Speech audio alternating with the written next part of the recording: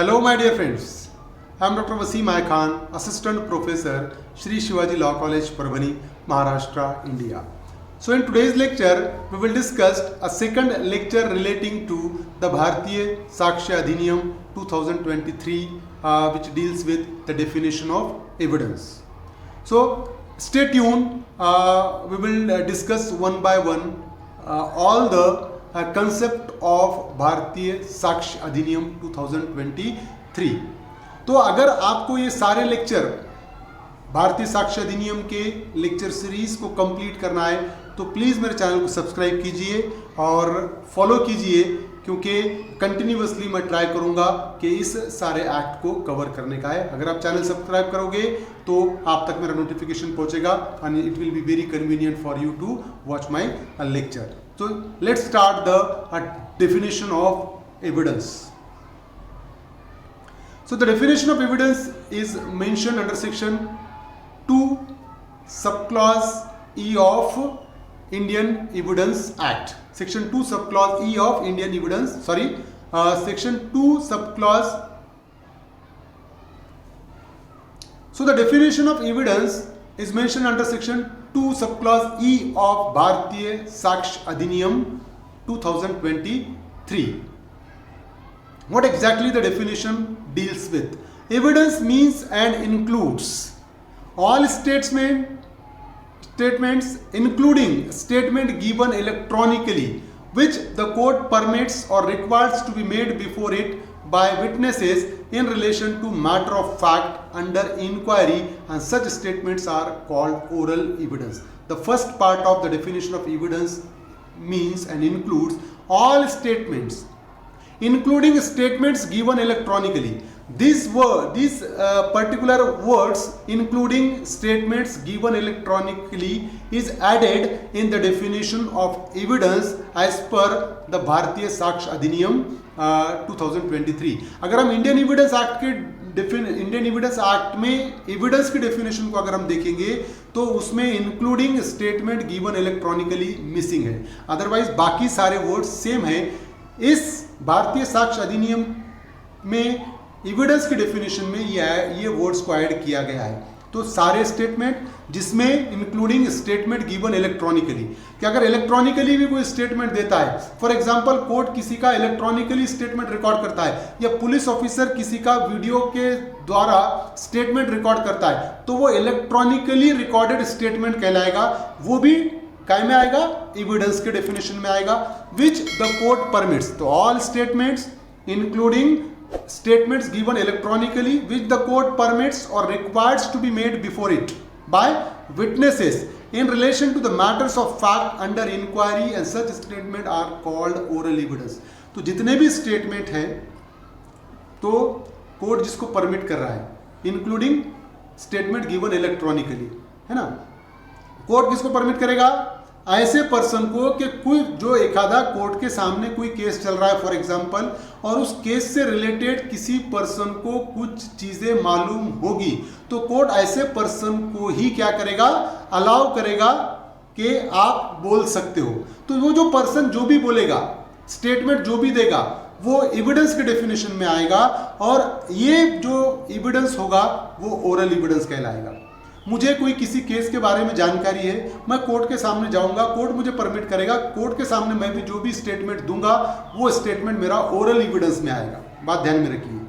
या अगर मेरा statement for example video recording किया गया है, वो मेरा स्टेटमेंट भी ओरल एविडेंस के डेफिनेशन में आएगा. तो कोर्ट जिस पर्सन को भी जो उस केस के बारे में जानकारी रखता है, कोर्ट अगर परमिशन दे रहा है कुछ कहने की, कुछ स्टेट करने की, तो उसका स्टेटमेंट ओरल एविडेंस के डेफिनेशन में आएगा. दूसरा पार्ट है एविडेंस की डेफिनेशन का. ऑल डॉक्यूमेंट्स इंक्लूडिंग इलेक्ट्रॉनिक और digital records produced for the inspection of the court and such documents are called documentary evidence. तो स्टेटमेंट दे रहा है तो ओरल एविडेंस में आ रहा है ऑब्वियसली. और अगर कोई documents, all documents including electronic और डिजिटल रिकॉर्ड्स, सारे डॉक्यूमेंट जिसमें इलेक्ट्रॉनिक और डिजिटल रिकॉर्ड भी आ रहा है, produce for the inspection of the court, court के सामने अगर प्रोड्यूस किया जाता है कोर्ट के इंस्पेक्शन के लिए, तो वो डॉक्यूमेंट्स डॉक्यूमेंट्री एविडेंस के डेफिनेशन में आएंगे. है ना। मेरा और आपके बीच में कोई कॉन्ट्रैक्ट हुआ, उसका मेरे पास डॉक्यूमेंट है, मैं वो कोर्ट में डॉक्यूमेंट अगर पेश कर रहा हूं तो डॉक्यूमेंट्री एविडेंस में आएगा। मैंने आपको मेल भेजा था और आप कह रहे हैं कि रिसीव नहीं हुआ, मैं वो मेल की कॉपी कोर्ट में भेजूंगा, ये इलेक्ट्रॉनिक रिकॉर्ड है, ये भी डॉक्यूमेंट के डेफिनेशन में आएगा। अगर मेरे और आपके बीच में कुछ बातें हुई है, उसका अगर वीडियो रिकॉर्डिंग है, मैं वीडियो रिकॉर्डिंग कोर्ट में पेश करूंगा, वो भी डॉक्यूमेंट्री एविडेंस में आएगा। बात ध्यान में रखिए। तो ये जो है ये डॉक्यूमेंट्री एविडेंस में आएगा, इलेक्ट्रॉनिक रिकॉर्ड्स वगैरह जो भी है डॉक्यूमेंट के डेफिनेशन में आएगा। डॉक्यूमेंट्री और ओरल एविडेंस है। उत्तराखंड जुडिशियल सर्विस एग्जामिनेशन में प्रिलिमिनरी 2018 में क्वेश्चन पूछा गया था। बात ध्यान में रखिए कि अभी जो एविडेंस की डेफिनेशन है सिर्फ उसमें 2-3 वर्ड चेंज है, बाकी सेम इंडियन एविडेंस एक्ट की डेफिनेशन है। Electronic records are, electronic records किसको कहेंगे? Oral evidence, no evidence, documentary evidence, none of this. Electronic records काय में आएगा? ओरल एविडेंस में आएगा या नो एविडेंस में आएगा या डॉक्यूमेंट्री एविडेंस में या नन ऑफ दिस। तो डेफिनेटली ये डॉक्यूमेंट्री, देखिए अब यहाँ पर देखते हैं हम एक्सप्लेनेशन में कि ये जो है second part of definition of evidence, all documents including electronic records क्या है? डॉक्यूमेंट्री एविडेंस में आते हैं। तो ये डॉक्यूमेंट्री एविडेंस में आएगा। इलेक्ट्रॉनिक रिकॉर्ड्स क्या है? डॉक्यूमेंट्री एविडेंस है। अगर हम महाराष्ट्र जुडिशियल एग्जामिनेशन जेएमएफसी 2012 के क्वेश्चन पेपर में पूछा गया था, evidence means and includes, evidence में क्या आएगा? Statement before police, statement in pleadings, statement of witness required to be made before the court, all of the above. Statements before police evidence के definition में आएगा क्या? स्टेटमेंट इन प्लीडिंग्स एविडेंस के definition में आएगा क्या? Statement of witnesses required to be made before the court evidence के definition में आएगा या सारे एविडेंस के डेफिनेशन में आएगा?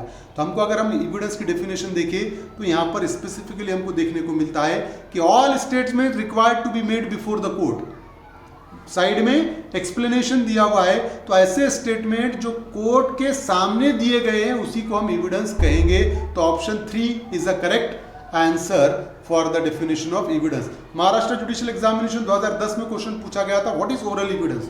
Statement made before the court, direct evidence, deposition before court only after police had recorded the statement, none of the above.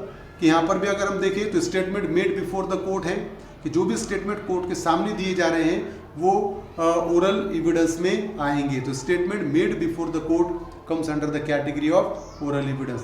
JMFC में 2014 में क्वेश्चन पूछा गया था, when sword used for murder is produced in the court, it is, अगर तलवार जो murder के office में यूज होने वाली है अगर वो कोर्ट में प्रोड्यूस होती है तो वो क्या है?